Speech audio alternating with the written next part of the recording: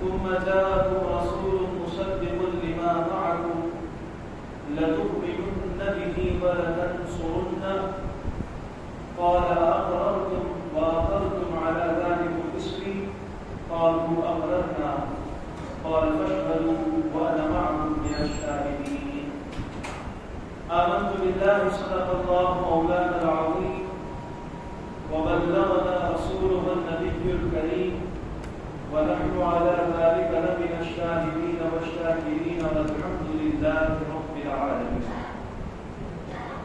حمد و صلاۃ کے بعد معزز و مکرم حاضرین و ناظرین اور محترم منتظمین و اراکین، السلام علیکم ورحمۃ اللہ وبرکاتہ.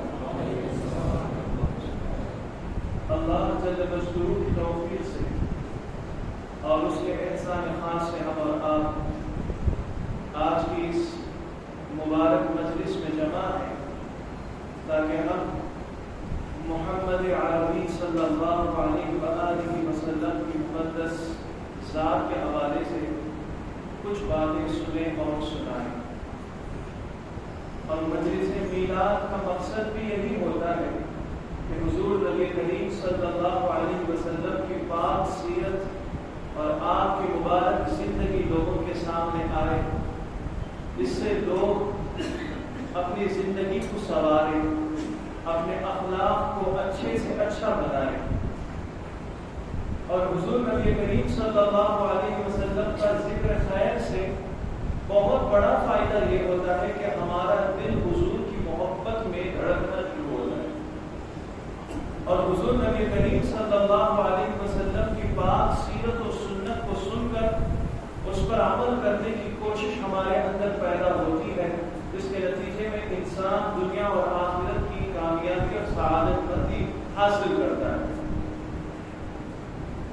جب ہم حضور علیہ السلام کی مبارک سیرت کو سنیں گے تو ہماری بہت ساری خامیاں ہمیں نظر آئیں گی، اور بیان کرنے والے کو بھی یہی چاہیے اور بیان سننے والوں کو بھی یہی چاہیے کہ جو باتیں قرآن اور حدیث کی بتائی جاتی ہیں اس پر غور کریں، اور غور کرنے کے بعد خود اپنے گریبان میں جھانک کر دیکھیں کہ ہمارے اندر وہ خوبی ہے یا نہیں ہے.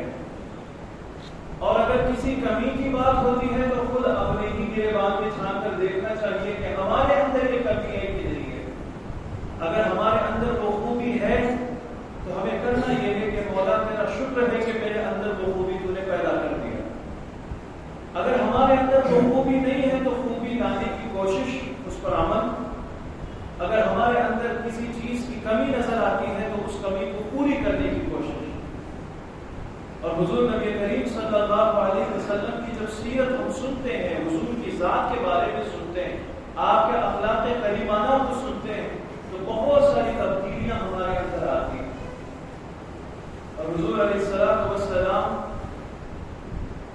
کے سیرت پر سننے سے اخلاق میں جو تبدیلیاں پیدا ہوتی ہیں اس میں سے ایک بات میں عرض کر کے آج جو عنوان میں آپ کے سامنے پیش کرنے کا ارادہ کیا ہے اسے میں آگے بڑھاؤں گا. حضور نبی کریم صلی اللہ علیہ وسلم کے اخلاق کے بارے میں شمائل ترمذی اور دیگر حدیث کی کتابوں میں بے شمار حدیثیں موجود ہیں. اور حضور نبی کریم صلی اللہ علیہ وسلم کی ذات کے بارے میں ایک صحابی فرماتے ہیں، میں حضور کی صحبت میں زمانے دراز خدمت میں رہا، ایک لمبی مدت زیادہ دن میں حضور علیہ السلام کی خدمت میں رہا.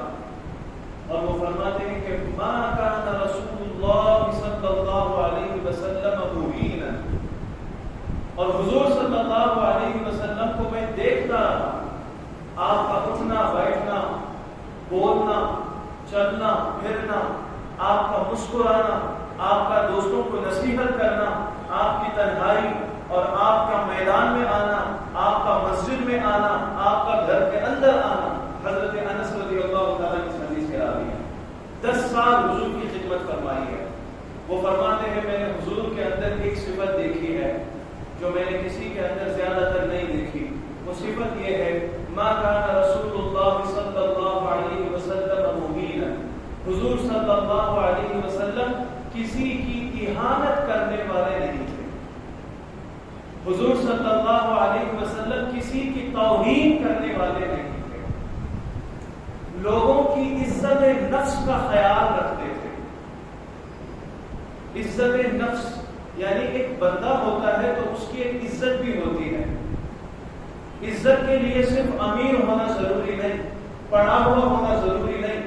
غریب کی بھی اس کی ایک عزت ہوتی ہے, ان پڑھ کی بھی اس کی ایک عزت ہوتی ہے. حضور کی بارگاہ میں بادشاہ بھی آتے تھے, بادشاہ کے نمائندے بھی آتے تھے, لکھ پتی کروڑ پتی بھی آتے تھے, اور غریب سے غریب تر انسان بھی آتا تھا. لیکن حضور نبی کریم صلی اللہ علیہ وسلم کبھی کسی کی اہانت توہین نہیں کرتے تھے, کبھی کسی کے ساتھ ایسے انداز میں پیش نہیں آتے تھے, ایسی بات نہیں کرتے تھے جس سے سامنے والے کے دل کو تکلیف پہنچے. اب میری بات سمجھ میں آ گئی؟ میں عنوان پر جانے سے پہلے یہ حدیث, اور اس حدیث, یہ تو حدیث طویل حدیث ہے, اس کا ایک ٹکڑا میں آپ کے سامنے بیان کرنے کا ارادہ اس لیے کیا ہے کہ نماز کے بعد نماز کے اندر ہی ہمارے ہی مسجد کے کسی مصلی کا فون بجنا شروع ہوا. نماز کے فوراً بعد کچھ لوگوں نے ان کے اوپر آوازیں نکالی, بھائی فون. اور جن لوگوں نے بھی کہا ہے ان کی نیتوں پر مجھے شک نہیں ہے, ان کی نیت اچھی ہے. وہ چاہتے ہیں کہ بھائی فون بند کرو, اگر تمہارا فون چلتا رہے گا, آواز آئے گی تو اس سے دوسرے نمازیوں کو خلل واقع ہوگا, تمہاری نماز میں بھی بگاڑ آئے گی اور دوسروں کی نمازوں میں بھی فساد, اس لیے بند کرو. یہ بولنا بری چیز نہیں ہے, انہوں نے جو کیا ہے اچھا کیا ہے. لیکن بھری مسجد میں تمام مصلیوں کے سامنے جب اس کے ساتھ اس طرح کا معاملہ ہوتا ہے, وہ بندہ کوئی بھی ہو, تو اس کے اندر یہ احساس ہوتا ہے کہ اب سارے مسجد کے لوگ مجھے دیکھ رہے ہیں, اور میں شرمندہ ہو گیا. ہوتا ہے کہ نہیں ہوتا؟ ایک چھوٹی سی مثال دے رہا ہوں. آپ سڑک پر جا رہے ہیں, کوئی بندہ آ رہا ہے سائیکل میں یا موٹر سائیکل میں, ٹو ویلر میں آ رہا ہے, کیچڑ کی وجہ سے یا کچھ پانی موج وغیرہ کوئی بھی چیز یا کتا وغیرہ بھی سامنے آ گیا, تو اس کی گاڑی لڑک گئی. اب وہ بندہ نیچے گر گیا. وہ جیسے ہی نیچے گرے گا, اٹھ کر سب سے پہلے کیا کرے گا آپ بتائیں؟ کیا کرے گا؟ بات سمجھ میں نہیں آ رہی. ایک بندہ ٹو ویلر میں آ رہا ہے اور وہ اپنا ٹو ویلر بھری مجلس میں لوگوں کے سامنے, اب یہ سڑک میں جہاں لوگ بہت سارے 20 لوگ جاتے ہیں آتے ہیں, اب وہ بندہ ٹو ویلر میں آ رہا ہے, اس کی گاڑی کسی طریقے سے پھسل گئی. اب وہ بندہ نیچے گر گیا, کیچڑ وغیرہ اس کے جسم پر لگ گیا ہے, وہ نیچے گر گیا ہے, زخمی بھی ہوا ہے. اب وہ بندہ اٹھ کر کھڑا ہو گیا تو سب سے پہلے کیا کرے گا؟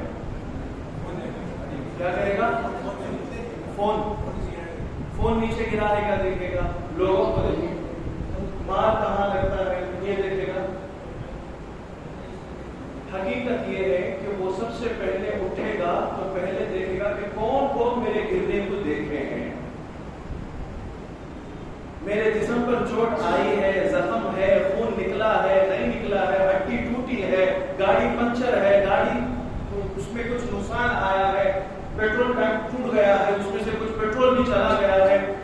جو بھی ہوا ہے وہ بعد میں دیکھیں گے, پہلے یہ دیکھیں گے کہ میرا گرنا ذلیل ہونا کسی نے دیکھا ہے کہ نہیں دیکھا. جب سارے لوگ دیکھ لیے تو اس کے جسم پر جتنے زخم آئے ہیں اس زخم سے زیادہ تکلیف ہوتی ہے جب سارے لوگ اسے دیکھ رہے ہوتے ہیں, ہنس رہے ہوتے ہیں. بات سمجھ میں آتی؟ شرمندہ ہوتا ہے. اگر کوئی بندہ نہیں ہوتا, اب ہاتھ بھی ٹوٹ جائے تو سمجھتا ہے کہ بھائی چلو بھائی ٹھیک ہے, کوئی دیکھا تو نہیں, ذرا اٹھا لیں گے, چلے جائیں گے. بات صحیح عرض کر رہا ہوں کہ نہیں؟ کیوں؟ اس لیے کہ انسان چاہے کسی بھی کیٹیگری کا ہو, اسے اس کی عزت پیاری ہوتی ہے. تو بھری مسجد میں بھری مجلس میں کسی کے ساتھ کس طرح بات کرنا یہ حضور کی سنتوں میں سے نہیں ہے. اور حضور علیہ السلام کا طریقہ یہی ہے کہ جب کسی کے اندر کوئی برائی دیکھتے, کسی کے اندر کوئی کمی دیکھتے تو تنہائی میں بلا کر بڑے پیار سے سمجھاتے.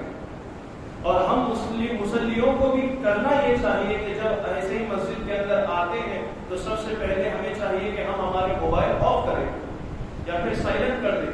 اگر موبائل آف بھی نہیں کیا, سائلنٹ بھی نہیں کیا, لیکن موبائل دوران نماز بجنا شروع ہو جائے تو فقہ حنفی کے اعتبار سے ہمارے علماء, آج کل کے علماء نے متأخرین میں یہ فتویٰ بتایا ہے کہ فون بجنا شروع ہو جائے نماز کے اندر تو آپ تھوڑی سی حرکت میں اس فون کی آواز کو بند کر دیں. وہ والیوم وغیرہ کا آتا ہے, اس بٹن سے آپ پریس کر دیں تو آواز بند ہو جائے گی.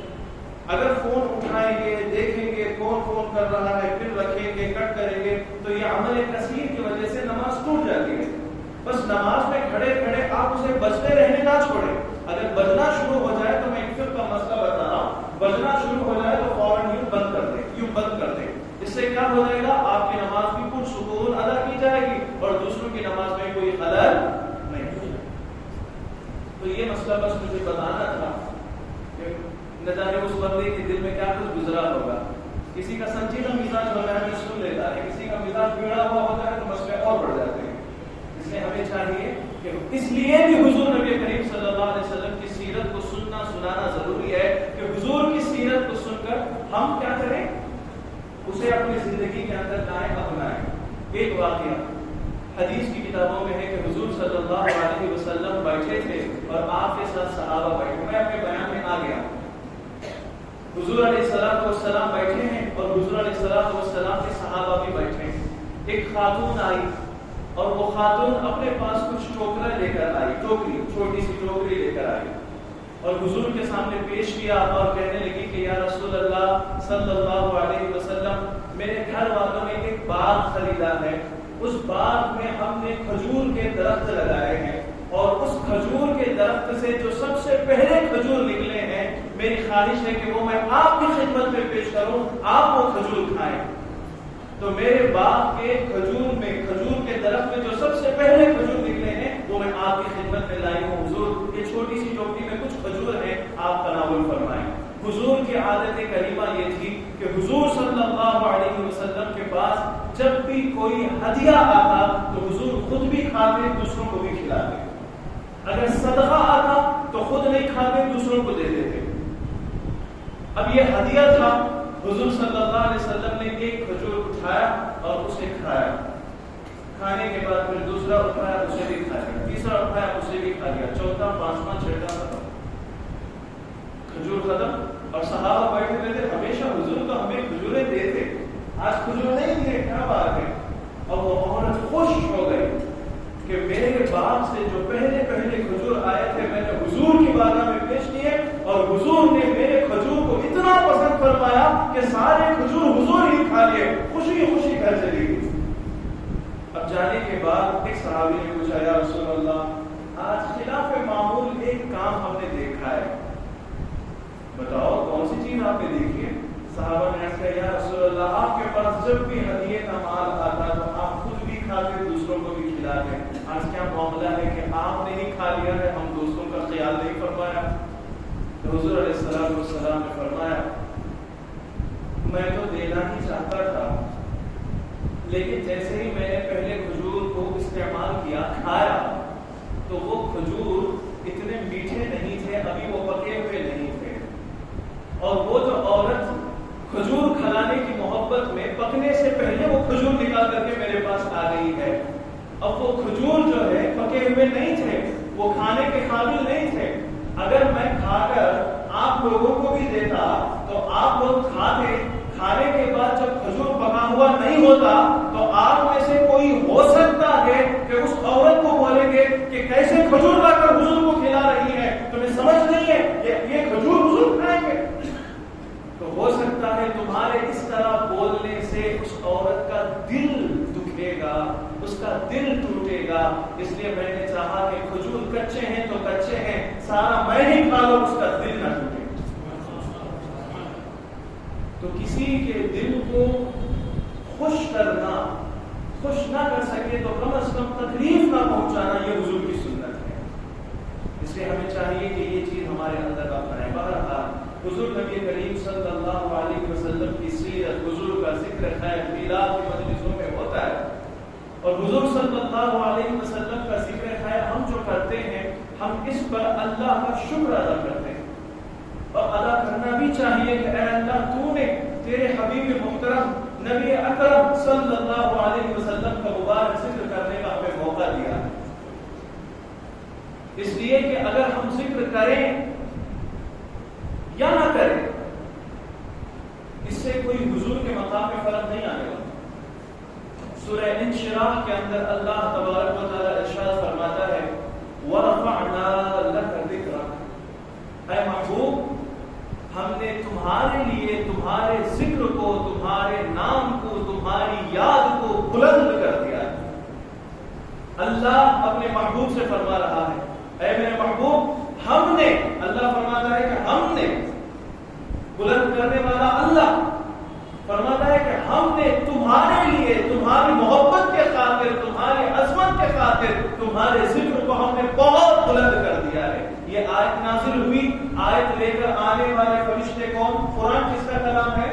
اللہ کا کلام۔ اور یہ قرآن کس کے اوپر نازل ہوا؟ ہمارے نبی محمد صلی اللہ علیہ وسلم پر۔ اور یہ قرآن اللہ کے پاس سے ہمارے نبی کے پاس کون لاتے تھے؟ حضرت جبریل علیہ السلام۔ حضرت جبریل علیہ السلام قرآن کی آیتیں لے کر آ رہے ہیں۔ وَرَفَعْنَا لَكَ ذِكْرَكَ سنایا، حضور صلی اللہ علیہ وسلم سے حضرت جبریل فرماتے ہیں کہ رب کا ارشاد ہے کہ اس نے تمہارے لیے تمہارے ذکر کو بلند فرما دیا ہے۔ اے محبوب آپ کو معلوم بھی ہے کہ تمہارے رب نے تمہارے ذکر کو کیسے بلند فرمایا؟ تمہارا رب اللہ تعالیٰ فرماتا ہے جعلت ذکرک کذکری، اے محبوب میں نے تمہاری یاد کو میری یاد بنا دیا، میں نے تمہارے ذکر کو میرا ذکر بنا دیا ہے، میں نے تمہارے یاد کرنے، ذکر کرنے کو میرے یاد کرنے، ذکر کرنے کی طرح کر دیا ہے۔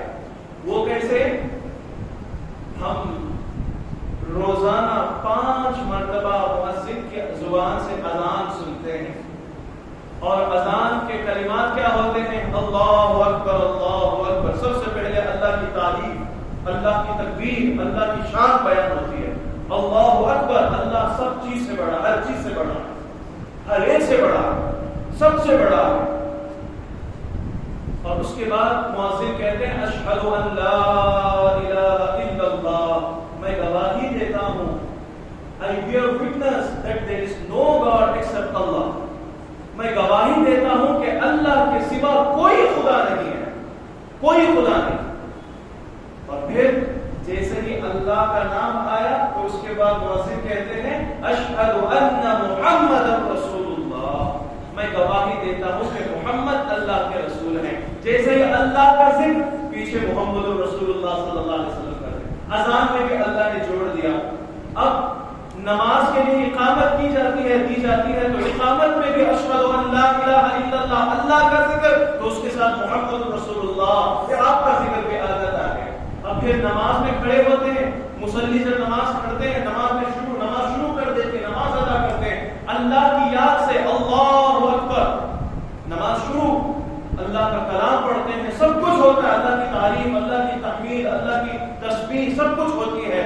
اور پھر نماز ختم کرنے کے لیے جب ہم تشہد میں بیٹھتے ہیں تو التحیات پڑھتے ہیں۔ ہمارے امام اعظم ابو حنیفہ رحمۃ اللہ علیہ کے نزدیک التحیات کا پڑھنا واجب ہے، بلکہ التحیات کا ایک ایک لفظ، اس کے ایک ایک حرف کا پڑھنا واجب ہے، اور التحیات نہ پڑھیں گے تو نماز نہیں ہوگی جب تک سجدہ سہو نہیں کریں گے۔ تو التحیات پڑھنا واجب ہے، اور اس التحیات میں اللہ کی تعریف ہوتی ہے، التحیات للہ والصلوات والطیبات، یہاں تک اللہ کی تعریف ہو گئی۔ اس کے بعد اللہ رب العزت کا جو نظام دیکھیں، اس میں بھی نماز کے اندر بھی مصلی اپنے حبیب صلی اللہ علیہ وسلم کو یاد کرتا ہے، کہتا ہے السلام علیک ایھا النبی، اے نبی آپ پر سلامتی۔ نماز کے اندر بھی اللہ کا ذکر۔ اور آپ حج کو لے لیں، عمرہ کو لے لیں، حج کے موسم میں اب 7 چکر لگاتے ہیں طواف کے لیے، ان 7 چکر میں سے 3 چکر سینہ تان کے رمل کرتے ہیں، بالکل ایک آرمی ایک سولجر جیسے چلتا ہے سینہ تان کر کے ایسے 3 چکر اس طرح کریں گے، اسے کہتے ہیں رمل. اس کے بعد پھر 4 چکر ایز یوزول جیسے بندہ چلتا ہے. تو یہ پہلے 3 چکر میں رمل کرنا کیوں؟ اس لیے کہ حضور نے ایسا کیا، اللہ نے اسے پسند فرمایا کہ قیامت تک جتنے لوگ آئیں گے، گھر میرا، طواف میرے گھر کے لیے، میری عبادت ہے، لیکن ادا محمد رسول اللہ صلی اللہ علیہ وسلم. اور زکات دینا چاہے، مالدار کو زکات دینے کا حکم دیا گیا. زکات دینا چاہے تو کتنا دے گا؟ بس زکات دینے کا حکم میرا ہے. کتنا دے گا؟ حضور سے پوچھو، حضور جتنا بولیں گے وہی خان بولیں. تو یہ حضور کا مقام ہے. تو ہم ذکر کریں یا نہ کریں، حضور علیہ الصلوۃ والسلام کا ذکر باقی رہتا ہے. اور یہ ذکر دنیا شروع ہونے کے بعد سے یہ مسئلہ نہیں ہے. ہم نے محفل میلاد میں حضور کا ذکر نہیں کیا. خطبہ مسنونہ کے اندر میں نے قرآن کریم کی ایک آیت کی تلاوت کی. اس میں اللہ تبارک و تعالیٰ دنیا کے بنائے جانے سے بہت پہلے کی بات بیان کر رہا ہے. قرآن کی آیت ہے. حدیثوں پر جب آتے ہیں تو کبھی صحیح ضعیف کا مسئلہ ہوتا ہے. یہ تو قرآن ہے. قرآن میں تو صحیح ضعیف نہیں بول سکتے. قرآن مجید ہے. اللہ تعالیٰ فرماتا ہے وَإِذْ أَخَذَ اللَّهُ مِيثَاقَ النَّبِيِّينَ. اے محبوب یاد کرو اس وقت کو جب اللہ تعالیٰ نے نبیوں کی روحوں سے معاہدہ کیا، ان سے عہد لیا. یہ کب کی بات ہو رہی ہے؟ دنیا کے بنائے جانے سے پہلے اللہ نے انسانوں کی روحوں کو بنایا. بعض روایتوں میں ہے کہ خلق اللہ الارواح قبل ان يخلق السماوات والارض ب1000 عام. اللہ تبارک و تعالیٰ نے آسمانوں اور زمین کے بنانے سے 2000 سال پہلے انسانوں کی روحوں کو بنایا. کتنے سال پہلے؟ 2000 سال پہلے ہماری روح بن چکی، وجود میں آ گئی روح ہماری. لیکن یہ جو جسم ہے یہ ہمارے ماں کے پیٹ میں اللہ نے بنایا ہے. وہ الذی یصورکم فی الارحام کیف یشاء. اللہ وہی ہے جو تمہارے ماں کے پیٹ کے اندر جیسے چاہتا ہے ویسی تمہاری شکلیں بناتا ہے. سبحان اللہ. تو یہ جو ہمارا جسم ہے یہ ہمارے ماں کے پیٹ کے اندر بنا ہے. اب اس جسم کی عمر ہو سکتی ہے کسی کی 30، کسی کی 40، 50، 60، لیکن ہماری روح کی عمر بہت زیادہ ہے. زمین و آسمان کے بنائے جانے سے بھی 2000 سال پہلے ہماری روح بن گئی. جب سارے لوگوں کی روح بن گئی تو اللہ نے پوچھا الست بربکم، کیا میں تمہارا رب نہیں ہوں؟ سب نے کہا بلا، مالک کیوں نہیں، تو ہی ہمارا رب ہے. تو تمام لوگوں کی روحوں سے ایک معاہدہ لے لیا. اب اس کے بعد سارے لوگوں کو دور کر کے نبیوں کے روحوں کو اکٹھا کیا، رسولوں کے روحوں کو اکٹھا کیا. جو نبی ہیں رسول ہیں وہ آ جائیں، جو نبی رسول نہیں ہے وہ باہر چلے جائیں. صرف نبیوں اور رسولوں کی روحوں کو اکٹھا کر کے اللہ نے بیان دیا ہے، اور اس بیان کو قرآن میں اللہ نے بیان فرمایا. اے حبیب یاد کرو عالم ارواح کے اس وقت کو جب اللہ نے نبیوں سے عہد لیا. اوتھ ٹیکنگ سیریمنی، معاہدہ لیا جاتا ہے، عہد لیا جاتا ہے. کوئی بھی سی ایم بنتے، پی ایم بنتے تو معاہدہ لیا جاتا ہے، اوتھ ٹیکنگ سیریمنی ہوتی ہے. تو اس طرح نبیوں کو نبوت دینے کے بارے میں ایک اوتھ ٹیکنگ سیریمنی چل رہی ہے. اور اللہ تبارک و تعالیٰ مالک ہے اور وہ نبیوں کی روحوں سے گفتگو کر رہا ہے. اللہ کہتا ہے آتیتکم من کتاب و حکمہ، میں تمہیں کتاب بھی دوں گا، حکمت بھی دوں گا، اور تم جاؤ گے کتاب کو لے کر، حکمت کو لے کر، تم نبی بن کر رہو گے، رسول بن کر رہو گے. ثم جاءکم رسول، پھر میں تمہارے پاس ایک رسول بھیجوں گا. جب وہ رسول آ جائے تو کرنا کیا ہے؟ لَتُؤْمِنُنَّ بِهِ، تم ضرور ان پر ایمان لانا. تمہارے دنیا میں ہوتے ہوئے جب وہ رسول آ جائیں گے تو تم ضرور کیا کرنا ہے؟ ان پر ایمان لانا ہے. اپنی نبوت، اپنی رسالت پر نہیں، ان کی نبوت اور ان کی رسالت پر. جب تک وہ نہیں آئے تو آپ اپنی امت سے کہیں گے کہ لوگوں اللہ ایک ہے، میں اللہ کا رسول ہوں. جب محمد رسول اللہ آ گئے تو تم کہنا ہوگا کہ اللہ ایک ہے، محمد اللہ کے رسول ہے. ان کے آنے کے بعد ہماری کوئی حیثیت نہیں ہے. ان کی نبوت، ان کی رسالت، ان کی جگہ مسلم ہے، وہ بہت بڑا مقام ہے. اللہ اعلم حیث یجعل رسالتہ، اللہ جانتا ہے کہ کہاں رسالت کو رکھنا ہے، کہاں کسے رسول بنانا ہے. تو اللہ رسول بھی بناتا ہے، نبی بھی بناتا ہے. اس بنے ہوئے رسول اور نبی کے لیے حکم اللہ نے یہ دیا ہے کہ جب تک تم ہیں جیسے ہی مصطفیٰ آ جائیں گے تو اپنی نبوت و رسالت کو چھوڑ کر ان کی نبوت و رسالت کو مان لینا ہوگا. لَتُؤْمِنُنَّ بِهِ، ان پر ضرور ایمان لانا ہوگا. وَلَتَنْصُرُنَّ، اور ضرور ان کی مدد کرنی ہوگی. پھر اللہ نے فرمایا اقررتم، کیا تم اس بات کا اقرار کرتے ہو؟ نبی بناؤں گا، رسول بناؤں گا، کتاب دوں گا، سب کچھ دوں گا. اقررتم، رسول آنے کے بعد ان کے اوپر ماننا ہے، ان پر ایمان لانا ہے، ان کی مدد کرنا ہے. اقررتم، مانتے ہو، اقرار کرتے ہو. واخذتم علی ذلکم اسری، میرے اقرار پر تم یہ معاہدہ لینے کے لیے تیار ہو.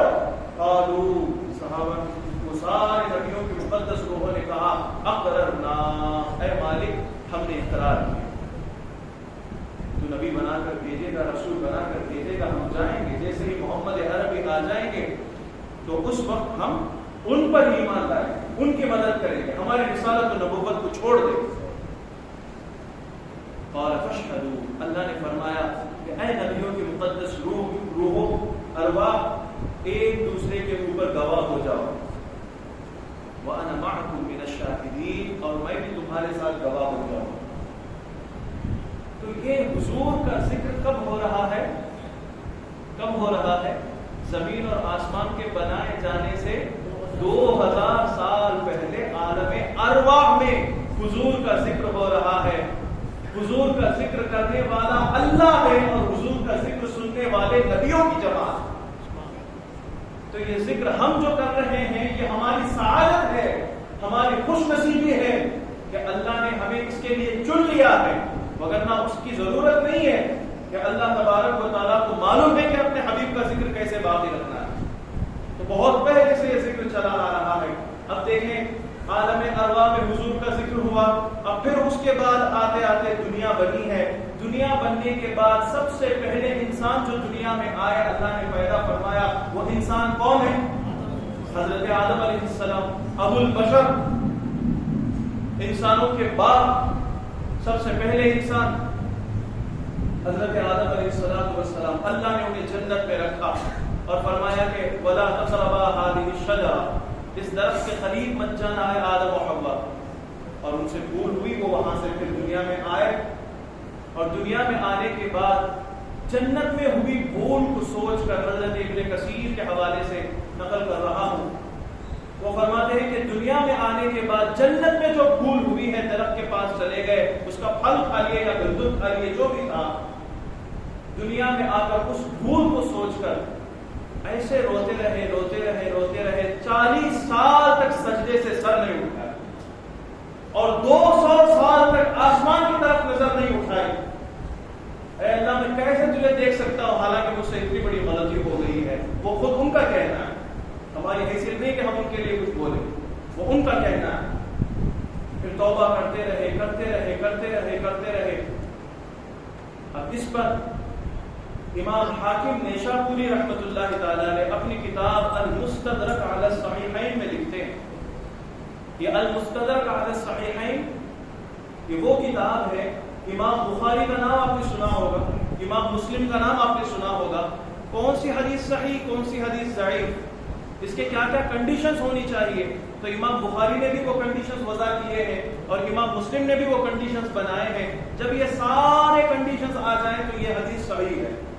تو امام بخاری اور مسلم کی جو کنڈیشنز ہیں، ان کنڈیشنز کے اوپر اتر کر 100 آؤٹ آف 100 آ کر جو صحیح حدیث کی کیٹیگری میں آ رہی ہے، لیکن وہ حدیث نہ بخاری میں ہے نہ مسلم میں ہے. تو اس طرح کے حدیث کو امام حاکم نیشاپوری نے اپنی کتاب المستدرک میں جمع فرمایا ہے. یعنی امام حاکم نیشاپوری نے اپنی کتاب میں جو بھی حدیث لائی ہے وہ حدیث صحیح درجے کی حدیث ہے، اور اس کے اندر یہ موجود ہے لما اقترف الخطیئہ، حضرت سیدنا آدم علیہ السلام سے جب جنت میں بھول ہو گئی، دنیا میں آئے تو روتے رہے. پھر اللہ نے کچھ کلمات ان کے دل میں القاء فرمائے، ان کے دل میں اللہ نے کچھ کلمات پیدا فرما دیے. اب پھر اس کے ذریعے سے انہوں نے اللہ سے توبہ کی، دعا کی. اب وہ دعا کیا تھی؟ سورہ اعراف میں بھی اللہ نے فرمایا، قال آدم و حوا علیہ السلام نے کہا ربنا، اے ہمارے پروردگار، ظلمنا انفسنا، ہم نے ہمارے اوپر بہت بڑا ظلم کیا. وَإِن لَّمْ تَغْفِرْ لَنَا وَتَرْحَمْنَا، اور اگر تو معاف نہیں کرے گا، رحم نہیں کرے گا، لَنَكُونَنَّ مِنَ الْخَاسِرِينَ، ہم خسارہ اٹھانے والے، نقصان اٹھانے والے میں سے ہو جائیں گے، اس لیے اے اللہ ہمیں معاف فرما دے، ہماری توبہ قبول فرما لے۔ یہ تو قرآن کے اندر آیت بن کر آئی ہے، اور اسی کی تفسیر میں حضرت حاکم نیشا پوری فرماتے ہیں کہ انہوں نے دعا کی ربنا ظلمنا کے بعد، اللہم انی اسألک بحق محمد ان تغفر لی، اے اللہ میں تجھ سے محمد صلی اللہ علیہ وسلم کا واسطہ دے کر دعا کرتا ہوں کہ اے اللہ میری مغفرت فرما دے، مجھے معاف فرما دے۔ تو فوراً اللہ تبارک و تعالیٰ نے فرمایا من عین عرفت یا آدم، اے آدم تم دنیا میں پہلے آئے ہوئے انسان ہو، ابھی میں نے محمد عربی کو دنیا میں نہیں بھیجا، تمہیں کیسا پتا چل گیا، تمہیں کیسے پتا چلا کہ محمد ایک شخص ہے جو آئیں گے، نبی بن کر آئیں گے، وہ میرے اتنے پیارے ہیں، اتنے محبوب ہیں، تمہیں کیسے پتا چلا؟ تو حضرت آدم علیہ السلام فرماتے ہیں کہ اے اللہ جب تو نے میرے اندر روح داخل کیا، جیسے ہی میں زندہ ہوا، میری آنکھیں کھلی تو میں نے تیرے عرش کی تختیوں پر دیکھا، وہاں لکھا ہوا ہے لا الہ الا اللہ محمد رسول اللہ صلی اللہ علیہ وسلم، اللہ کے سوا کوئی معبود نہیں اور محمد صلی اللہ علیہ وسلم اللہ کے رسول ہیں۔ اب آپ لکھیں گے نا تو لا الہ الا اللہ ختم کس پہ ہوتا ہے؟ کون سے لفظ پہ ہوتا ہے؟ لا الہ الا اللہ۔ What is the last word of لا الہ الا اللہ؟ اللہ، لا الہ الا اللہ، اللہ پہ ختم ہوتا ہے۔ محمد الرسول اللہ میں فرسٹ ورڈ کیا ہے؟ محمد، تو اللہ کے بعد کیا ہے؟ محمد۔ تو حضرت آدم علیہ السلام نے فرمایا اے میرے مولا جب میں نے آنکھ کھول کر دیکھا تو وہاں پر تیرے عرش کی تختیوں پہ لکھا ہے لا الہ الا اللہ محمد الرسول اللہ، میں پہچان لیا کہ تیرے نام کے ساتھ اتنے قریب میں کسی کا نام ہے تو یقیناً تیرے نزدیک ان کا مقام بہت بڑا ہوگا، تو اسی وجہ سے میں نے ان کا واسطہ دیا اور تجھ سے توبہ کی۔ تو اللہ تعالیٰ نے فرمایا غفرت لک وَلِأَجْلِهِ خَلَقْتُكَ، اے آدم میں نے تجھے معاف کر دیا ہے اور یہ بھی جان لے کہ میں نے اسی محبوب کے لیے تمہیں بھی پیدا کیا ہے۔ غفرت لک وخلقتک لأجلی، انہی کے لیے میں نے تمہیں بھی بنایا۔ اور یہ حدیث امام حاکم نیشاپوری نے المستدرک علی الصحیحین میں نقل فرمایا۔ اب یہ دیکھیں دنیا بننے کے بعد دنیا کا پہلا انسان وہ حضرت سیدنا آدم علیہ السلام دنیا میں آئے، ان کا پہلا کام یہی تھا اللہ کو منوانا، توبہ کرنا، اور ان کے توبہ کی مقبولیت اس وقت ہوئی ہے جب محمد رسول اللہ کا ذکر آیا ہے۔ تو حضور صلی اللہ علیہ وسلم کا ذکر دنیا کے پہلے انسان نے بھی کر دیا۔ اب پھر اس کے بعد چلتے آئے ابراہیم اور اسماعیل علیہ السلام دونوں نے خانہ کعبہ کی دیوار بلند فرمائی، اور یہاں جیسے ہی مسجد کے اندر آیا تو اوپر آیتوں پر نظر پڑی، وہی آیت کے اوپر لکھی ہوئی ہے وَإِذْ يَرْفَعُ إِبْرَاهِيمُ الْقَوَاعِدَ مِنَ الْبَيْتِ وَإِسْمَاعِيلُ، جب ابراہیم اور اسماعیل علیہ السلام نے خانہ کعبہ کی عمارت کو بلند فرمایا، کام ختم ہو گیا، اللہ کا گھر بنایا گیا ہے، اور اللہ کے گھر کے بنانے کے بعد اس کے صلہ کے طور پر کوئی نیک کام کرنے کے بعد دعا کر دینا کہ اللہ اس کے بدلے میں میرا یہ کام پورا ہو جائے۔ تو حضرت ابراہیم اور اسماعیل علیہ السلام نے خانہ کعبہ کی عمارت کھڑی کر دی، اور کھڑی کرنے کے بعد جیسے عمارت مکمل ہو گئی تو انہوں نے دعا کی اے اللہ ربنا تقبل منا، اے اللہ سب سے پہلے تو یہ کہ اپنی طرف سے اس کو قبول فرما لے، انک انت السمیع العلیم، بے شک تو ہی سننے والا، علم والا، جاننے والا۔ پھر انہوں نے دعا کی ربنا، اے ہمارے پروردگار، وجعلنا مسلمین لک، ہم دونوں کو تو اپنے لیے مسلمان بنا کے رکھ مولا۔ مسلمان کا مطلب ہے آپ سب خواہش اللہ کے لیے قربان کر دینا، سرنڈر کر دینا اپنے آپ کو۔ اے اللہ مجھے اور میرے بیٹے اسماعیل ہم دونوں کو ایسے بنا دے کہ ہم تیرے سامنے سرنڈر ہو جائیں۔ وَمِن ذُرِّيَّتِنَا، اور اے اللہ یہ بھی میں دعا کرتا ہوں کہ میری جو اولاد ہوگی اس میں سے بھی امتاً مسلمۃ لک، ایک امت، ایک جماعت کو ایسی بنا جو ہمیشہ مسلمان بن کے رہے۔ وَأَرِنَا مَنَاسِكَنَا، اور اے ہمارے پروردگار تیرے کہنے پر ہم نے خانہ کعبہ تو بنا دیا ہے، لیکن عبادت کا طریقہ ہمیں معلوم نہیں ہے، عبادت کیسے کرنی ہے ہمیں وہ طریقہ سکھا دے۔ وَأَرِنَا مَنَاسِكَنَا وَتُبْ عَلَيْنَا، اور اس میں جو بھی کوتاہیاں ہوں گی ہمیں معاف فرما دے۔ عبادت کا طریقہ تو سکھائے گا، سکھانے کے بعد ہم کریں گے تو وہ حق تو ادا نہیں ہو سکتا۔ اگر اس میں کچھ چھوٹی موٹی غلطیاں ہو جائے وَتُبْ عَلَيْنَا، ہمیں معاف فرما دے، اِنَّكَ أَنْتَ التَّوَّابُ الرَّحِيمُ، تو ہی توبہ قبول کرنے والا، بہت رحم کرنے والا ہے۔ اب پھر اس کے بعد انہوں نے دعا کی، رَبَّنَا وَابْعَثْ فِيهِمْ رَسُولًا، اے اللہ میری جو اولاد آئے گی ان میں سے ایک رسول کو تو بھیج، ان میں سے ایک رسول کو بھیج۔ خانہ کعبہ بنانے کے بعد صلہ کے طور پر تیرے سامنے بھیک مانگتا ہے ابراہیم کہ میری اولادوں کی تربیت کے لیے ان میں سے ایک رسول بھیج۔ وہ رسول کیا کریں گے؟ یتلو علیہم آیاتک، جو تیری آیتوں کو ان کے سامنے پڑھ کر سنائے، یعنی قرآن کو پڑھ کر سنائے۔ وَيُعَلِّمُهُمُ الْكِتَابَ وَالْحِکْمَةَ، انہیں کتاب اور حکمت کا علم دے۔ وَيُزَكِّيهِمْ، اور وہ بندہ تمام لوگوں کو پاک کرے۔ ایسا رسول تو بھیج۔ اب وہ رسول کون ہے؟ حضرت محمد الرسول اللہ صلی اللہ علیہ وسلم۔ اسی لیے حضور صلی اللہ علیہ وسلم نے اپنی صحیح حدیث میں فرمایا ہے، میں ابراہیم علیہ السلام کی دعا کا نتیجہ کہ ان کی دعا ہوئی ہے خانہ کعبہ کے پاس، تو خانہ کعبہ کے پاس انہوں نے جو دعا کی ہے اس کے نتیجے میں اللہ نے مجھے نبی بنا کر بھیجا ہے۔ تو حضور صلی اللہ علیہ وسلم کا ذکر دنیا بننے کے بعد پہلے انسان آدم علیہ السلام نے بھی کی، اب پھر ان کے بعد حضرت ابراہیم و اسماعیل علیہ السلام نے بھی کی، اب ہوتے ہی ہوتے حضرت عیسیٰ علیہ السلام کے پاس آ جائیں۔ یہ وہ انبیاء ہیں، ان کے زمانے میں حضور نہیں تھے، حضور سے کئی سو ہزار سال پہلے کی بات میں کر رہا۔ عیسیٰ علیہ السلام قرآن کریم کی طرف آ جائیں، یہ جو قرآن سے ہی مذکور ہے۔ ابھی تک میں نے بہت ساری حدیثیں جو پیش کی ہیں وہ قرآن کے ضمن پیش کی ہیں، دلیل کے طور پر نہیں، صرف قرآن ہی قرآن چل رہا ہے۔ حضرت عیسیٰ علیہ السلام نے کیا کیا؟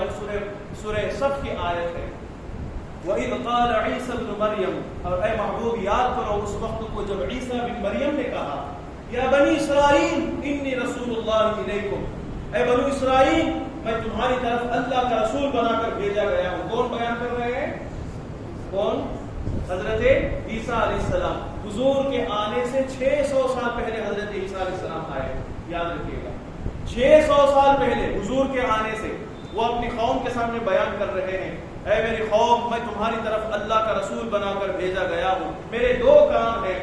پہلا کام یہ ہے مصدقا لما بین یدی من التوراۃ، ہمارے سامنے جو توریت ہے اس میں لوگوں نے اپنی خواہشات کی وجہ سے جو کچھ تحریف کر دیا ہے، اس کی صحیح شکل کو جو تم نے بگاڑ دیا ہے اسے صحیح شکل میں پیش کرنے کے لیے اللہ نے توریت میں جو باتیں بیان کی ہے اسے صحیح معنی میں پہنچانے کے لیے میں آیا ہوں، قرآن کی توریت کی تصدیق کرنے کے لیے آیا ہوں۔ اور دوسرا کام میرا یہ ہے وَمُبَشِّرًا بِرَسُولٍ، سورہ صف کی آیت ہے، وَمُبَشِّرًا بِرَسُولٍ يَأْتِي مِن بَعْدِي، اور تمہیں ایک خوشخبری بھی سنانے آیا ہوں۔ وہ خوشخبری یہ ہے کہ میرے بعد تمہارے طرف ایک رسول آئے گا، اسمہ احمد، اور ان کا نام احمد ہوگا۔ تو یہ بیان کون دے رہے ہیں؟ عیسیٰ علیہ السلام، حضور کے پیدا ہونے سے 600 سال پہلے۔ اور حضرت حضور صلی اللہ علیہ وسلم، اب یہ وہ بھی ذکر ہو رہا ہے حضور صلی اللہ علیہ وسلم کا، اب پھر حضور صلی اللہ علیہ وسلم کے دنیا میں آنے سے کچھ سال پہلے حضرت سلمان فارسی رضی اللہ تعالیٰ کا واقعہ۔ آپ کو معلوم ہے نا حضرت سلمان فارسی حضور کے صحابہ میں سے ایک صحابی ہے۔ حضرت سلمان فارسی یہ تو تھے فارس کے، ایران، ان کے والد ان کے ابا مجوسی تھے۔ مجوسی کا معنی ہے آگ کی پوجا کرنے والا، آگ کو خدا ماننے والا۔ حضرت سلمان فارسی ان کے ایمان آنے کا واقعہ حضور کے چچا حضرت عباس بن عبد المطلب رضی اللہ تعالیٰ بیان کرتے ہیں، اور اس حدیث کو حافظ ابو نعیم الاصفہانی رحمۃ اللہ علیہ نے اپنی کتاب دلائل النبوہ میں ظاہر فرما لکھا ہے۔ اور حافظ ابو نعیم اصفہانی لکھتے ہیں، اور یہ حافظ ابو نعیم اصفہانی آج کل کے بزرگ نہیں ہیں، یہ آج سے 900 سال پرانے بزرگ ہیں۔ انہوں نے اپنی کتاب میں یہ واقعہ نقل فرمایا ہے، حضرت عباس رضی اللہ تعالیٰ عنہ کی روایت ہے۔ وہ کہتے ہیں سلمان کے ایمان لانے کا واقعہ بڑا عجیب ہے۔ وہ یہ ہے کہ حضرت سلمان فارسی کے والد مجوسی تھے، آگ کی عبادت کرنے والے تھے، بہت بڑے زمیندار، بہت بڑے مالدار، ان کی بہت ساری کھیتیاں تھیں، ان کی بہت ساری جائیداد تھی۔ ایک ہی بیٹے تھے حضرت سلمان فارسی، ان کے والد تھے۔ تو باپ کو جب ایک ہی بیٹا ہو تو اس سے فطری طور پر محبت زیادہ ہوتی ہے۔ اب باہر ماحول اتنا اچھا نہیں تھا کہ اپنے بیٹے کو گھر سے باہر بھیجتے، تو حضرت سلمان فارسی کو ہمیشہ گھر میں چھپا چھپا کر رکھتے تھے، زیادہ اجازت نہیں دیتے تھے باہر گھومنے پھرنے کی۔ غروب آفتاب سے پہلے گھر واپس آ جانا، غروب آفتاب کے بعد تم باہر نہیں رہنا۔ تو سلمان فارسی سے بڑی محبت تھی، محبتوں کی وجہ سے ان پر سختیاں بھی ہوتی تھی۔ تو حضرت سلمان فارسی رضی اللہ تعالیٰ بار بار کہتے تھے کہ ابو جان ہماری کھیتی میں مجھے جانے دو، مجھے بھی کام کرنے دو۔ تو والد کہتے تھے کہ نہیں بیٹا، تم کام نہیں کرو گے، تم زمیندار ہیں، تم بیٹھو گے دیکھو گے۔ لیکن زمانہ گزرا، ان کے والد بوڑھے ہوئے، کمزوری آ گئی، کھیتی جانا چھوڑ دیے۔ تو اس موقع کو غنیمت جان کر حضرت سلمان فارسی نے کہا کہ ابا جان اب آپ تو کھیتی نہیں جا رہے، کام کرنے والے صحیح کام کرتے ہیں کہ نہیں کرتے دیکھنے کے لیے مجھے اجازت دے، میں جاتا ہوں۔ والد نے اجازت دے دی۔ جیسے ہی سلمان فارسی اس وقت نکلے، یہ حضور صلی اللہ علیہ وسلم کے اعلان نبوت سے بہت پہلے کا واقعہ ہے۔ حضرت سلمان فارسی گئے ہیں اپنی کھیتیوں کی طرف، جاتے جاتے وہاں پر دیکھا تو کچھ لوگ بیٹھ کر کسی کی بات سن رہے ہیں، اس میں ایک بندہ بیان کر رہا ہے، اور بیان کرنے والا بڑے جوش و خروش کے ساتھ لوگوں کو اللہ کی طرف بلا رہا ہے۔ اور یہ وہ لوگ تھے اس وقت حضرت عیسیٰ علیہ السلام کو نبی مان کر، اللہ کو ایک مان کر، جو صحیح معنی میں اس زمانے کے نصرانی مسلمان تھے، یہ ان کی جماعت تھی۔ اللہ کو ایک مانتے تھے، آدم علیہ السلام سے لے کر عیسیٰ علیہ السلام تک سب کو نبی مانتے تھے۔ تو ان کی صحبت میں بیٹھ گئے، ان کا بیان سنا تو ان کے دل کی دنیا بدل گئی۔ حضرت سلمان فارسی کو ذوق اٹھا، شوق اٹھا کہ بار بار ان کی مجلس میں جائیں۔ ایک مرتبہ غروب آفتاب کے بعد دیری ہوئی آنے میں، تو والد نے پوچھا تو صاف صاف بتا دیا کہ میں فلاں بندوں کے ساتھ بیٹھا تھا، ان کی باتیں مجھے بہت اچھی لگی، میں سن رہا تھا۔ وہ کہتے ہیں کہ آگ خدا نہیں ہے، آگ کا پیدا کرنے والا اللہ خدا ہے۔ تو خدا تو وہی ہو سکتا ہے، آگ کو تو ہم بناتے ہیں، یہ کیسے خدا ہو سکتا ہے؟ یہ آگ کیسے خدا بن سکتی ہے؟ تو سلمان فارسی رضی اللہ تعالیٰ کے والد کو بڑا غصہ آیا۔ اچھا، اب ہمارے دین سے تم باہر جا رہے ہو، ایک اللہ کی عبادت کرنے لگے ہو، آئندہ تم باہر نہیں جاؤ گے۔ زنجیروں پہ جکڑ دیا، زنجیریں بنا دی۔ اب وہ اندر قید ہو گئے، ادھر جانے کا دل کرتا ہے۔ حضرت سلمان فارسی رضی اللہ تعالیٰ نے بار بار ایک بندے کو بلایا اور اسے کہا کہ جاؤ وہاں کے لوگوں سے بات کرو، میں ان کے ساتھ رہنا چاہتا ہوں، بھلے میں میرے والد سے دور ہو جاؤں، اس بستی سے دور ہو جاؤں، جائیداد چھوڑ دوں، کھیتیاں چھوڑ دوں، لیکن مجھے ایک اللہ کی عبادت پیاری لگتی ہے اور نبیوں کی جو دعوت ہے وہ مجھے پیاری لگتی ہے، اس لیے میں اس کی طرف آنا چاہتا ہوں۔ تو ان لوگوں میں جو سب سے بڑے عالم دین تھے، انہوں نے کہا کہ ہمارا ایک قافلہ نکل رہا ہے، ہم فارس سے نکل کر دوسری بستی جا رہے ہیں، کسی طرح آپ ترکیب بنا کے آ جائیں، ہم چلے جائیں گے۔ تو وہاں نکل گئے، آ گئے۔ آنے کے بعد وہ جو عالم تھے نصرانی ان کے بہت بڑے، وہ ان کو ساتھ لے کر اس بستی سے باہر نکلے، ایک بستی میں رہے۔ اس عالم کے انتقال تک حضرت سلمان فارسی رضی اللہ تعالیٰ انہی کی خدمت میں رہے، اور وہ عالم بار بار کہتے تھے کہ سلمان، زمانہ بہت قریب آ گیا ہے، اب آخری نبی کا انتظار کرو، اب وہ نبی آنے والے ہیں۔ تو حضرت سلمان فارسی رضی اللہ تعالیٰ کے دل میں اس نبی آخر الزمان کو دیکھنے کی خواہش جاگ رہی ہے، شوق۔ کون ہے وہ نبی؟ کون ہے وہ نبی؟ یہ تو نبی نہیں ہے، لیکن یہ نبیوں کی بات کرتے ہیں تو میرا دل باغ باغ ہو جاتا ہے۔ اب کتنا اچھا ہوگا کہ میں اس نبی سے ملاقات کر لوں۔ دعائیں کرتے تھے کہ اللہ مجھے اس نبی سے ملاقات کرا دے۔ تو حضرت سلمان فارسی اس عالم کے ساتھ رہے، بڑھاپا ہوا، اب وہ عالم انتقال ہو گیا۔ ان کے انتقال ہونے سے پوچھا کہ آپ استاد دنیا سے جا رہے ہیں، آپ کے جانے کے بعد یہ تعلیم مجھے کون دے گا؟ تو انہوں نے کہا ہے ٹھیک ہے کہ آپ موصل چلے جاؤ۔ موصل چلے جانا، وہاں پر ہمارے مذہب اور ہمارے دین کا ایک بہت بڑا عالم دین ہے، اس کی ایک خانقاہ ہے، وہ وہاں رہتا ہے، وہ باہر نہیں آتا، اس کی صحبت میں رہو۔ وہ وہاں چلے گئے، موصل آ گئے. موصل آ کر وہاں اس عالم دین کے پاس رہے. ایک زمانہ گزرا, پھر ان کا بھی انتقال کا وقت قریب آیا. تو حضرت سلمان نے پوچھا آپ بھی دنیا چھوڑ کے جا رہے ہیں, اب میرا کیا ہوگا, میں کس کی صحبت میں رہوں؟ انہوں نے کہا کہ نصیبین چلے جاؤ, آج ترکی کے اندر وہ حصہ آتا ہے. یہ تو نکلے تھے ایران سے نکل کر عراق اور سیریا کے پاس آئے, پھر سیریا سے نکل کر کے ترکی کے پاس آئے ہیں, اور ترکی میں نصیبین کے پاس رہے ہیں. وہاں کے ایک عالم کے ساتھ رہے, اور وہاں ایک عالم دین کے ساتھ ان کی صحبت نصیب ہوئی, اور وہ نبی آخر الزمان محمد رسول اللہ صلی اللہ علیہ وسلم کی بہت ساری باتیں اس طرح 3-4 عالموں کے پاس سے بدلتے جب آخری نصیبین میں پہنچے ہیں تو اس عالم نے مرنے سے پہلے کہا کہ دیکھو سلمان, ہمارے دین کی صورت بگڑ گئی ہے, یعنی نصرانیت بگڑ گئی ہے. عیسیٰ علیہ السلام تو نبی ہیں, لیکن آج کوئی ان کو نبی ماننے کے لیے تیار نہیں. کوئی خدا کہتے ہیں, کوئی خدا کا بیٹا کہتے ہیں. تو میں ہی آخری بندہ ہوں, اب میرے بعد کوئی یہ صحیح دین پہنچانے والا نہیں ہے. اب بس انتظار کرو, نبی آخر الزمان محمد تمہارے پاس آ جائے. اب انہوں نے کہا کہ حضور آپ تو دنیا سے جا رہے ہیں, جانے سے پہلے بتائیں کہ اس نبی آخر الزمان آخری نبی کی نشانیاں اور علامت کیا ہے. تو انہوں نے کہا 3 علامتیں ہیں. اب یہ تذکرہ میں نے پہلے بھی کر دیا. 3 علامتیں ہیں. پہلی علامت یہ ہے کہ ان کے پاس جب ہدیے کا مال آئے گا تو وہ خود بھی کھائیں گے, دوسروں کو بھی کھلائیں گے. دوسری نشانی یہ ہے ان کے پاس جب صدقے کا مال آئے گا تو وہ خود نہیں کھائیں گے, دوسروں کو کھلا دیں گے, غریبوں. اور تیسری علامت یہ ہے کہ ان کے پیٹھ میں دائیں ہاتھ کی جانب یعنی رائٹ سائڈ میں پیٹھ میں گوشت کا ابھرا ہوا ایک حصہ ہوگا جس میں لکھا ہوگا محمد الرسول اللہ.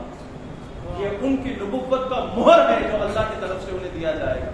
ان کی پیٹھ میں دائیں جانب گوشت کا ایک ٹکڑا ہوگا, اس میں محمد الرسول اللہ لکھا ہوگا. یہ ان کی مہر نبوت ہے. یہ 3 نشانیاں یاد رکھو. تو حضرت سلمان فارسی ان سے وہ 3 نشانیاں لے لیے. ان کا بھی انتقال ہو گیا. ان کے انتقال کے ہونے کے بعد اب ان کے لیے رہنے کی کوئی جگہ نہیں, تو تنہا تنہا انہوں نے حضور کے تلاش میں سفر کرتے ہوئے نکلے. تو راستے میں لوگوں نے انہیں پکڑا, گرفتار کیا. اس وقت غلام بنا کے بیچنے کا ماحول تھا, تو ان کو غلام بنا کے بیچ دیا. تو جو بندہ سلمان فارسی رضی اللہ تعالیٰ عنہ کو خرید کر, غلام بنا کے خرید کر لے کر گیا تھا, وہ مکے کا بندہ تھا اور تھا یہودی. اور وہ ان کے گھر میں رہے, خدمت کرتے رہے, غلامی کرتے رہے. غلام تھے, کوئی آقا ہے, وہ یہودی غلام تھے. اب اس مکے کے یہودی کے گھر میں مدینے سے اس کا یہودی دوست مہمان آیا. اب یہ دونوں باغ میں بیٹھ کر دونوں دوست بات کر, ایک مکے کا یہودی ایک مدینے کا یہودی, دونوں بات کر رہے ہیں, اور باغ میں حضرت سلمان فارسی کام کر رہے ہیں. تو سلمان فارسی رضی اللہ تعالیٰ ان باتوں کو سن رہے ہیں. تو مکے والے یہودی نے مدینے والے یہودی سے پوچھا کہ بھائی مدینے کا کیا حال ہے. تو اس نے کہا مدینے کا تو بہت برا حال ہے, اس لیے کہ مدینے کے اندر ایک بندہ آیا ہے جس کا نام ہے محمد. وہ کہتا ہے کہ میں اللہ کا رسول ہوں. مدینے کے اندر جو بھی اس بندے کی بات سنتا ہے گرویدہ ہوتا ہے, شیدا ہو جاتا ہے, پاگل ہوتا ہے, دیوانہ ہوتا ہے. سب اس کی طرف جا رہے ہیں, پورا مدینہ ان کے نیچے آ گیا ہے. ادھر سلمان فارسی رضی اللہ تعالیٰ کام کرتے کرتے سن رہے تھے.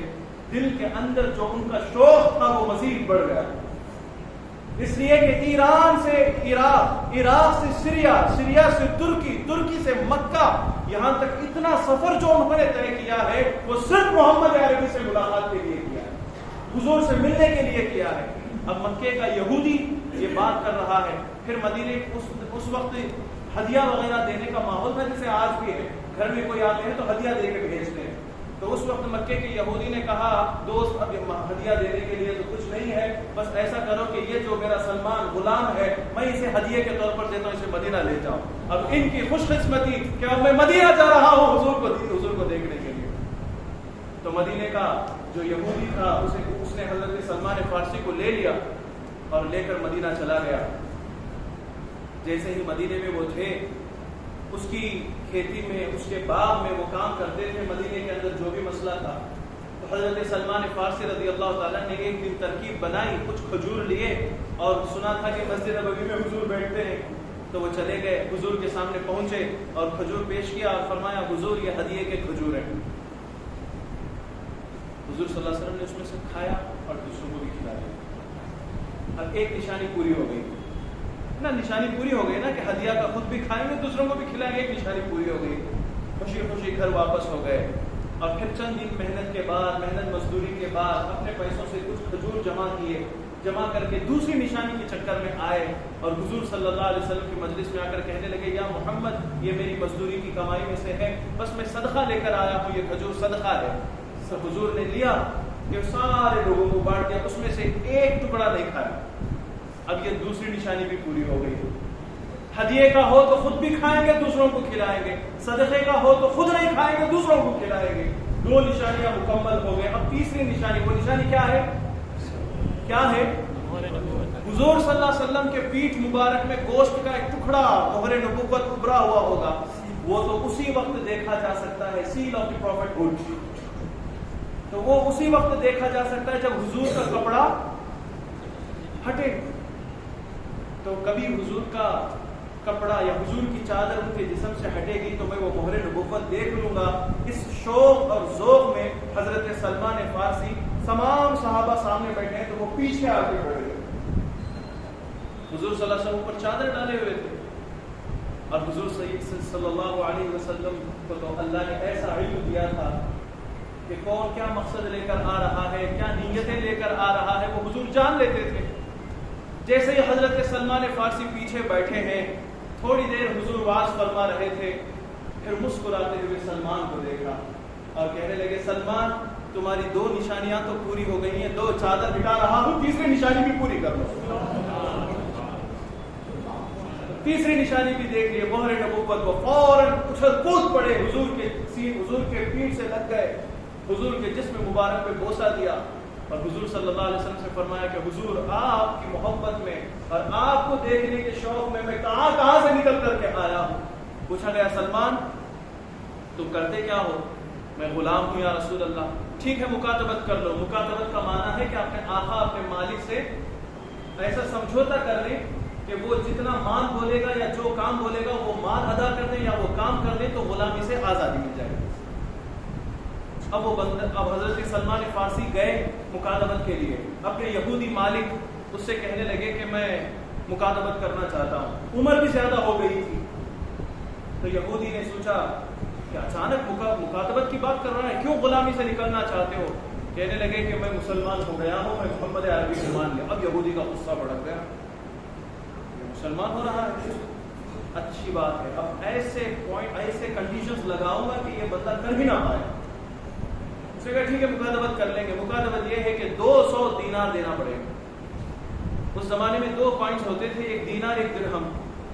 دینار سونے کا گولڈ کوائن ہوتا تھا اور درہم چاندی کا سلور کوائن ہوتا تھا, اور دینار کمانا بہت مشکل.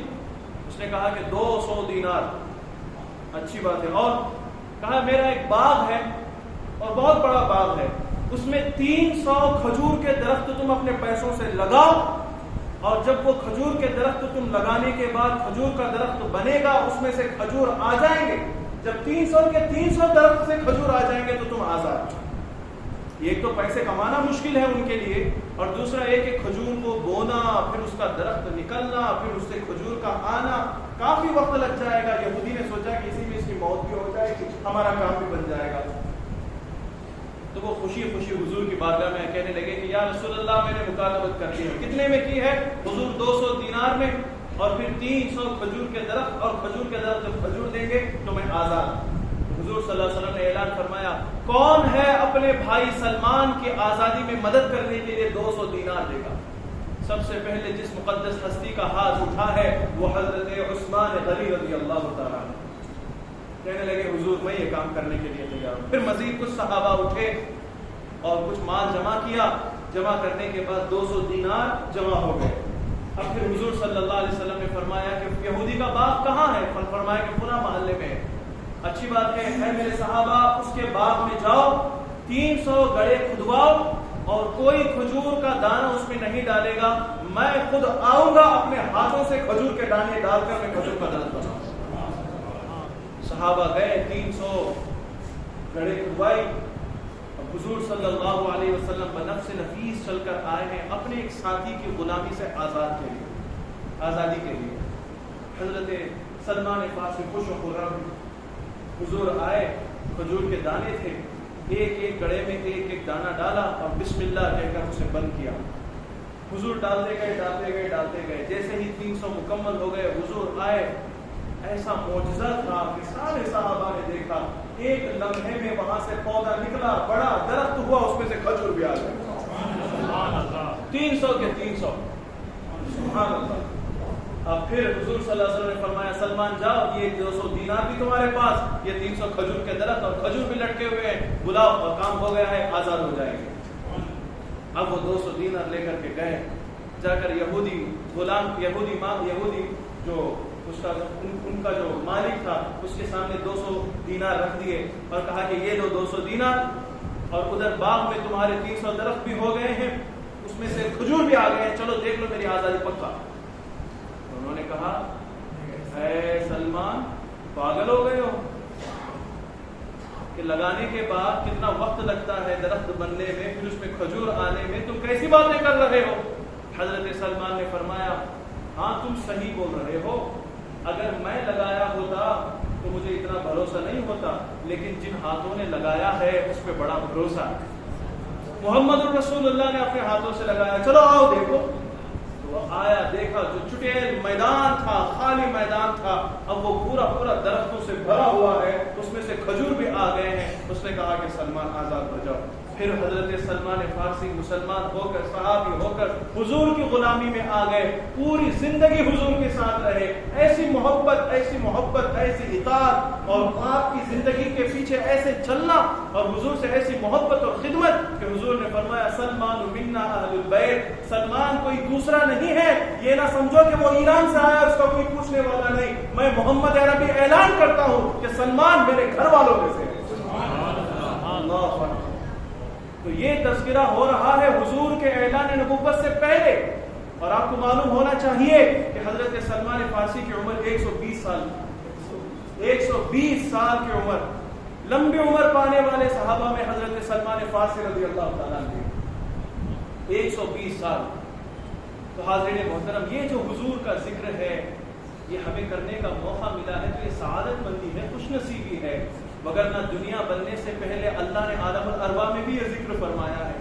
دنیا بننے کے بعد پہلے انسان حضرت آدم نے بھی ذکر کیا ہے. پھر حضرت ابراہیم علیہ السلام جن کو اللہ نے اپنا خلیل بنایا, دوست بنایا, اس خلیل اللہ اور ذبیح اللہ نے خانہ کعبہ کی تعمیر کے بعد اس حبیب محترم کا ذکر فرمایا ہے. اور عیسیٰ روح اللہ علیہ السلام نے اپنی قوم کے سامنے حضور کا ذکر فرمایا ہے. اور حضور کے آنے سے پہلے راہبوں نے, علماء یہود و نصارہ نے ذکر کیا ہے, اور حضور کے آنے کے بعد صحابہ نے یہ ذکر پھیلایا ہے. آج یہ امت کے پاس آیا ہے, اور گواہ رہے کہ اللہ تبارک و تعالیٰ یقین کرے کہ حضور صلی اللہ علیہ وسلم آئے ہیں, آج ہم ان کا ذکر کر رہے ہیں. کل قیامت کا دن آئے گا تو اس دن میں بھی حضور کا ذکر ہوگا, اور جب پورے لوگ اللہ کے سامنے آئیں گے, اس میں بہت سارے گنہگار ہوں گے, تو اللہ تعالیٰ کے سامنے حضور صلی اللہ علیہ وسلم ان کی معافی کے لیے, ان کی مغفرت کے لیے سجدے میں جا کر ایسے حمد بیان کریں گے, اللہ کی تعریف کریں گے. خود حضور فرماتے ہیں کہ اس وقت میں ایسے کلمات سے اللہ کی تعریف کروں گا کہ دنیا بننے سے پہلے اور دنیا بننے کے بعد کسی نے ویسی تعریف اللہ کی نہیں کی ہوگی. میں تمام تعریف اللہ کے سامنے سجدے میں سر ڈال کر کروں گا. پھر اللہ فرمائے گا, یا محمد ارفع رأسک, اے محمد بس کرو, چلو سر اٹھاؤ. ارفع رأسک, اپنا سر اٹھاؤ. سل تعطى, مانگو تمہیں دیا جائے گا. اشفع تشفع, جس کی چاہے تم سفارش کرو, شفاعت کرو, تمہاری سفارش اور تمہاری شفاعت قبول ہو. حضور کی شفاعت ہوگی, سارے کے سارے جنت میں جائیں گے. دعا ہے کہ اللہ تبارک و تعالی ہمیں دنیا میں جب تک رکھے حضور کا عاشق بنا کر رکھے, حضور کی سنتوں کا پابند بنا کر رکھے, حضور کی سیرت پر عمل کرنے والا بنا کر رکھے. جب تک اللہ ہمیں زندہ رکھے, مسلمان بنا کے زندہ رکھے. جب ہماری روح نکلے تو کلمہ طیبہ لا الہ الا اللہ محمد الرسول اللہ ہماری زبان پر جاری و ساری ہو. آمین بحرمت سید المرسلین والحمد للہ رب العالمین.